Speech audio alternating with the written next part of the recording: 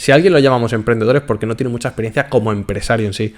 Aunque seas emprendedor, puedes triunfar y competirle de tú a tú a empresas que llevan mucha experiencia. Sí.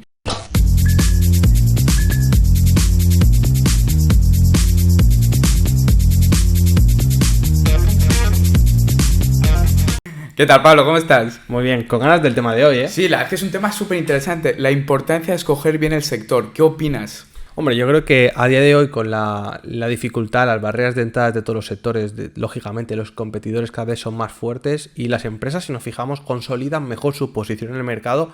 Con todo esto, hay que pensar que si se va a emprender, si se van a iniciar nuevos negocios, si se van a proponer nuevas oportunidades de negocio, es decir, nuevos servicios, productos, nuevos lanzamientos, hay que tener en cuenta de que el sector, la elección, tiene que ser muy buena. Tanto a nivel financiación como a nivel de todo. No, es que totalmente de acuerdo, porque al final hay que tener en cuenta que un sector en auge es mucho más fácil coger un trozo del pastel de ese sector en auge que un sector que está en declive, ¿no? Porque mucha gente, por ejemplo, también era la fiebre, por ejemplo, de la de montar editoriales.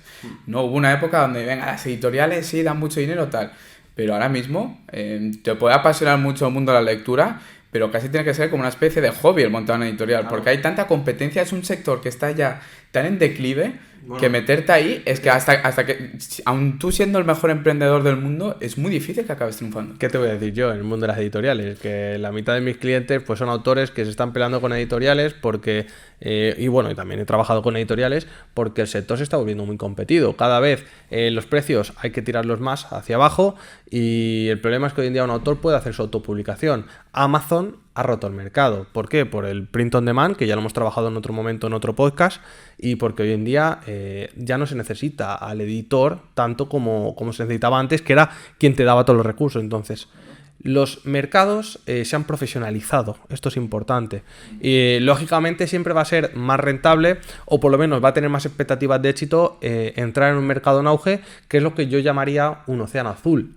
Es decir, si buscáis por la estrategia de océanos azules, entenderéis que un océano azul es ese océano, entendamos, pues, por ejemplo, si fuéramos un pescador, ir a pescar a una zona donde todavía no hay mucha gente pescando y que además sabemos por las circunstancias que se está plagando, o bueno, que está siendo abundante en bancos de peces. Entonces, lo ideal sería, o sea, por muy mal que pescaras, si tú vas a un sitio donde hay mucho para pescar y las circunstancias son buenas, es decir, encima pues las condiciones te facilitan la actividad, pues fíjate, estamos entrando en un sector donde las circunstancias, aunque nuestros inicios no sean los mejores que toca, es decir, no seamos los mejores del mundo, aunque el inicio cueste, estamos yendo a un sitio, tenemos una visión más de futuro y estamos tomando unas decisiones que no nos meten a competir en lo que sería un océano rojo. Claro, es que aquí es donde entra la frase, está en el momento adecuado, estaba en el lugar adecuado en el momento adecuado, ¿no? Es que es eso, totalmente. Cuando tú estás en el sector adecuado, en el momento adecuado,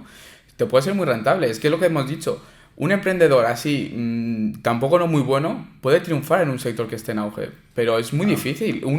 Es que es difícil que un emprendedor exitoso acabe teniendo éxito en un sector que esté en declive. Claro, esto vamos a analizarlo bien. Es decir, un emprendedor que cumpla los requisitos que hemos comentado en otros podcasts de cómo tiene que ser el emprendedor, cuál tiene que ser su visión, su mentalidad.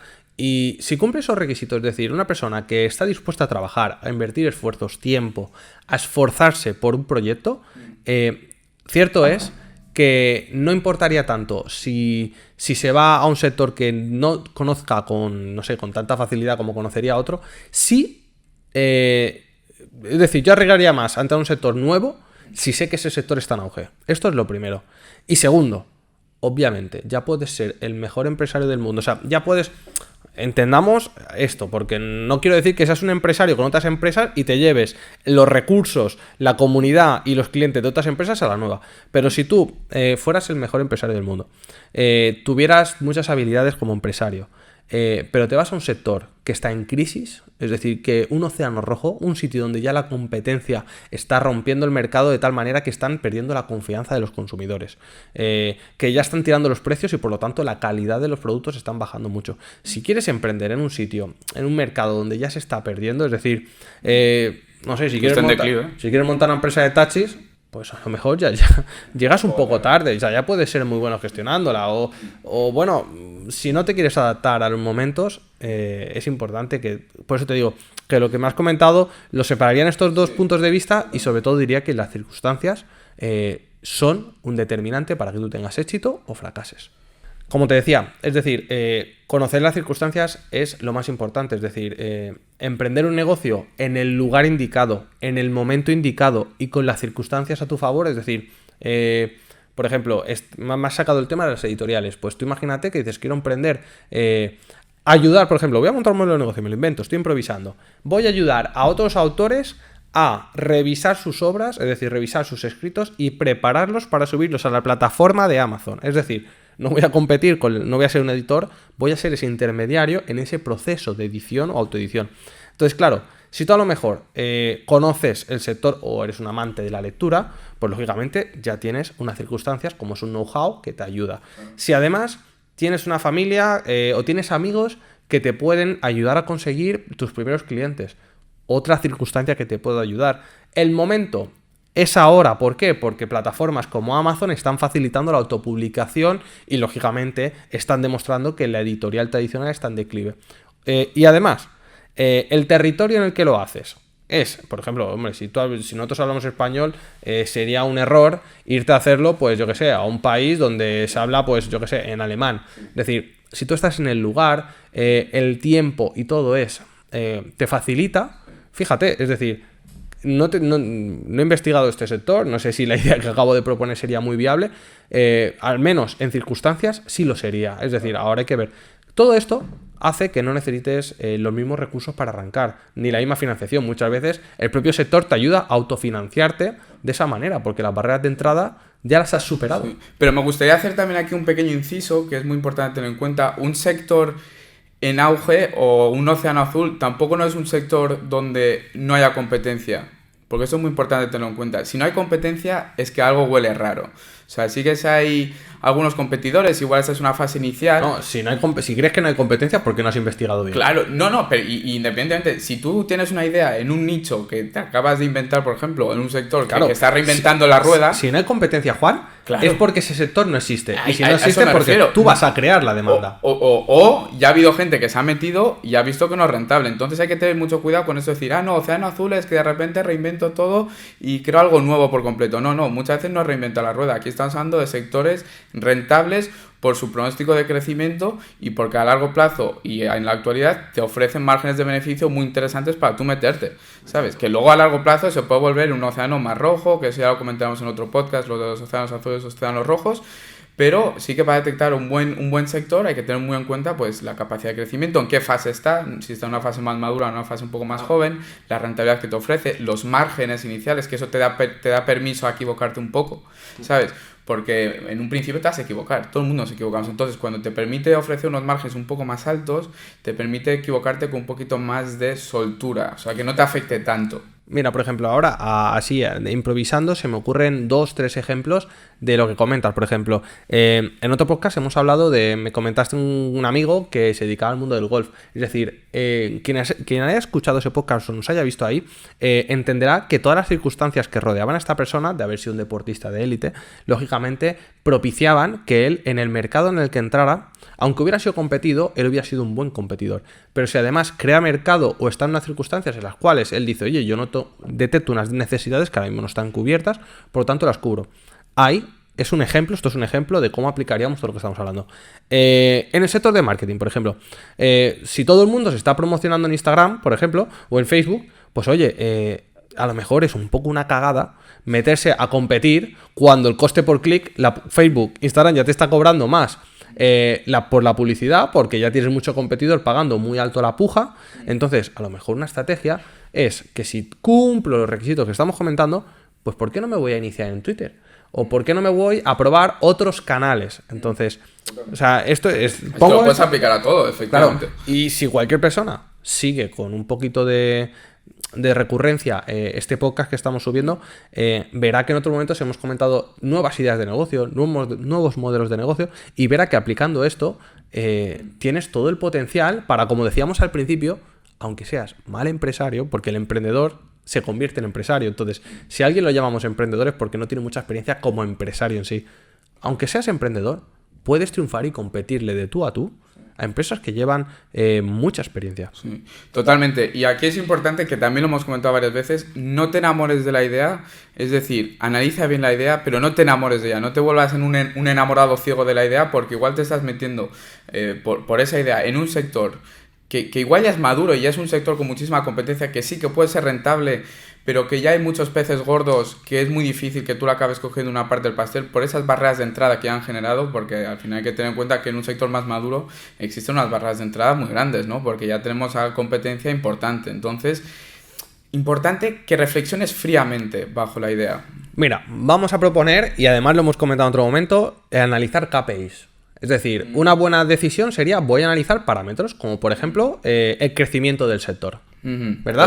Totalmente. Eso para mí es un KPI muy importante en esa fase de estudio de mercado, que me parece muy interesante lo que acabas de comentar. ¿El mercado está en crecimiento o está en declive? Es decir, sí puede ser rentable en el presente, pero a largo plazo ese sector crecerá, tiene amenazas. Haz ese análisis DAFO. ¿Tiene amenazas? La robotización o la automatización de procesos puede ser un problema ahí, ¿vale? Luego también otra que me gustaría destacar es el requerimiento de inversión bajo. Es decir, es un sector donde no hace falta que inviertas tanto, porque sobre todo si eres un emprendedor novel o no tienes una gran trayectoria dentro del sector o dentro del mundo del emprendimiento, mejor dicho.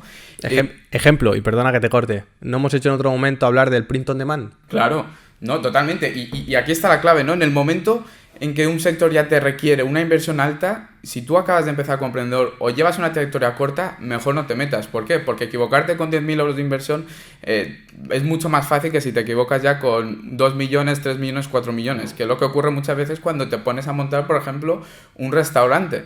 Pues un restaurante te solicita mucha inversión detrás. Entonces, como tú te quedas metido en un sector porque dices, no, es que el mundo de la restauración da mucho dinero. Ya, pero espérate, cuidado. ¿Sabes? Que acabas de empezar. Seguro que quieres hacer esto, o igual no es lo tuyo. Tú igual ni siquiera conoces el sector, que ya lo hemos hablado también.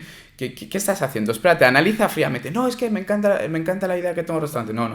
Claro, te estás enamorando de tu idea y te estás equivocando. El KPI que has dicho, el parámetro de los costes fijos lo más bajos posibles, muy importante. Como te decía, en otros momentos hemos hablado del print on demand. Es decir, fíjate, el conocimiento, el ser una persona que investiga, que estudia, que se informa o que se rodea de personas que le pueden informar y aportar este conocimiento. Es decir, nuestros clientes toman la decisión de rodearse de nosotros, por ejemplo, para tener ese pensamiento innovador. Entonces, el hecho de tú saber qué sectores pueden crecer y qué tecnologías están ayudando, pues por ejemplo, el caso del print on demand, que lo comentábamos, utilizas las tecnologías, la automatización, la evolución del sector en la moda para poder emprender a costes fijos. ¿Que te equivocas? No te preocupes, porque estás emprendiendo con un coste muy fijo, pivotar no cuesta mucho dinero. Es decir, es otro ejemplo de cómo el KPI tienes que intentar emprender en parámetros donde el coste fijo sea lo más bajo posible. Claro, totalmente. Y luego también influye, lógicamente, aparte del sector, luego el lugar geográfico, ¿no? Si, por ejemplo, si el lugar donde vas a emprender está en crecimiento o no. Porque, por ejemplo, no es lo mismo invertir en Europa, donde el crecimiento igual es de un 2%, que si inviertes en China, donde el crecimiento es del 10% anual, ¿no? Entonces, una idea que tú vas a sacar en China es mucho más probable que acabe funcionando a una idea que saques en Europa, que luego tendrá muchas cosas que ver con el tema política, etc., ¿no? Pero ya solo por el crecimiento del lugar te da muchas más ventajas un sitio u otro. Y el lugar pensado a macro y a micro. Exacto, es decir, macro y micro. Puede ser un pueblo o una ciudad o un país como si eliges un barrio en el que ya tienes competidores. Es decir, no montes un restaurante al lado de 3 restaurantes que ya lo están petando. Salvo que tu estrategia sea coger el excedente de clientes que no pueden encontrar mesa al lado. Totalmente, es decir, de acuerdo. Para mí eso es muy importante. El momento económico también en el que lo montamos. Es decir, si estamos en un momento de crisis, gente que ha montado negocios en el año y pico de parón, de pandemia, pues seamos realistas. El momento económico no era de crecimiento, no podía empujar tu idea. Lo que iba a hacer es que tú consumieras mucho más recurso económico, sobre todo del que ibas a necesitar. En un momento bonanza hubieras necesitado mucho menos recursos que, por ejemplo, en el momento de la pandemia, que era una crisis clara económica brutal, un parón, un paréntesis. Pues imagínate, igual lo mismo lo puedes extrapolar a la crisis del 2008. No era un momento bonanza, era mucho más difícil, tenías que inyectar más dinero a tu idea para que acabe prosperando. Totalmente de acuerdo. Luego, analiza tu competencia, analiza la competencia a la que vas a entrar, o sea, entiende quiénes son los agentes a tener en cuenta, qué están haciendo, cómo lo están haciendo, y si sobre todo detectas un sector en el que los principales competidores se están largando, no entres. No entres. Si gente con estructura, con experiencia, con know-how y con bagaje están pivotando, es por algo. Son indicadores que tienes que tener muy en cuenta lo que tú dices. Si la competencia está pivotando en modo negocio, mala señal, porque ya significa que algo está pasando en ese sector raro que tienes que indagar. Es que son muchas cosas que, insisto, todo viene a raíz de no enamorarte de la idea. Claro, de no pensar que, como yo lo digo, es que hablamos del concepto de enamorarte de la idea como cuando te enamoras de una persona, no le sacas los peros. Exacto, o sea, clavado. Al final que llegan tus padres y te dicen, mira, a mí esta chica o este chico no me... O llega un amigo o una amiga y te dice, a mí esta persona no creo que pegue contigo, no la veo para ti. Pero como tú estás emperrado, pues al final, ¿qué te voy a decir? Pues es eso, o sea, cuando hablamos de no te enamores de la idea es, por favor, no pierdas el análisis crítico de lo que estás haciendo, lo que tienes. Y por último, yo no sé si se te ocurre alguna más, yo te diría que la gestión profesionalizada, Juan.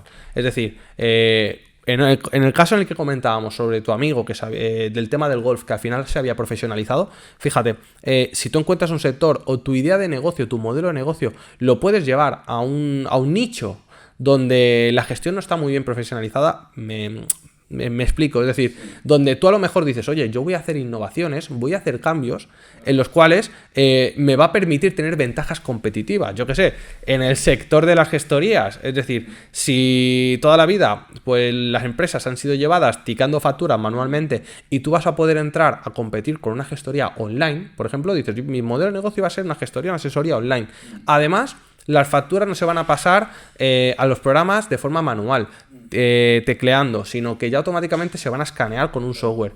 Estás entrando con unos cambios que profesionalizan o automatizan, ¿vale? Es decir, si entras con esto, si analizas este parámetro y dices, oye, es que encima yo entro a un mercado nuevo o competido, pero al estar yo introduciendo en nuevas variables, no está competido el mercado, estoy creando nuevo nicho de mercado. Es que ahí totalmente de acuerdo. Cuando no hay gestión profesionalizada en ese sector, eso es un claro indicativo de que es un sector joven, ¿no? Porque, por ejemplo, cuando no hay profesionalización en un sector, es que hay algo nuevo, es incipiente, ¿no? Entonces igual puede ser muy interesante, ¿no? El decir, oye, es que yo vengo con esto, pum, yo vengo con un bagaje de empresario detrás, que igual con mis conocimientos y aparte que es un sector que conozco, pues me permite diferenciarme y destacar bastante. O el mercado o todavía no está profesionalizado porque es muy nuevo, o está roto, está rotísimo en el sentido de que está muy anticuado. ¿Qué haces?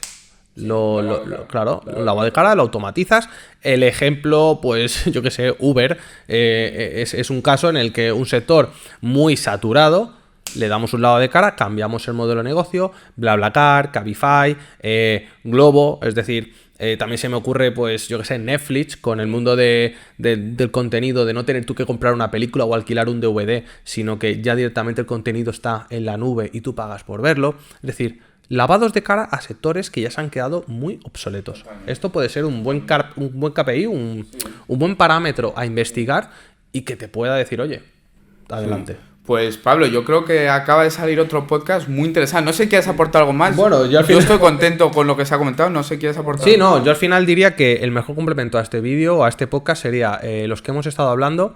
OnlyFans también, que es un buen ejemplo de un modelo de negocio que podía estar saturado, que en vez de querer ser una red social, encontró cuál podía ser la necesidad que él quería cubrir, o sea, innovar.